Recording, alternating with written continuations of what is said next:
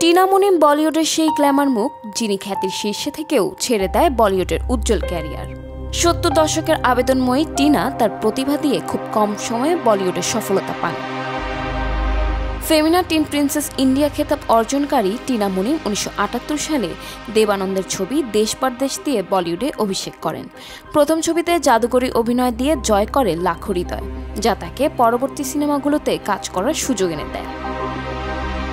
কিন্তু সফলতার আড়ালে অভিনেত্রী একাকিত্বে ভুগছিলেন। তিনি একবার বলেছিলেন, রূপালী পর্দার পেছনেও একটা অন্ধকার জীবন থাকতে পারে, যা মানুষ দেখতে পায় না। টিনা আম্বানি এবং রাজেশ খান্নার মধ্যে প্রেমের সম্পর্কের গুঞ্জন শোনা গিয়েছিল, তবে এই জল্পনা কখনো নিশ্চিত হয়নি। তারা বেশ কয়েকটি ছবিতে জুটিও বেঁধেছিলেন। শওতান, বেওয়াফাই এবং আলাগ আলাগের মতো ছবিতে অভিনয় করে বেশ জনপ্রিয়তা পান। ১৯৮৬ সালে এক ফ্যাশন শোতে অনিল আম্বানির সাথে টিনার পরিচয় হয়। প্রথম দেখাতেই দুজনের মধ্যে প্রেমের সম্পর্ক গড়ে ওঠে, যা বিয়ে পর্যন্ত করায়। তবে টিনা মুনিমের এই সম্পর্কটি সহজ ছিল না। সে ইন্ডাস্ট্রির জগতের হওয়ায় অনিল আম্বানির পরিবার তাকে মেনে নিতে চায়নি, যার কারণে ছাড়তে হয় তার সাফল্যমণ্ডিত ক্যারিয়ার।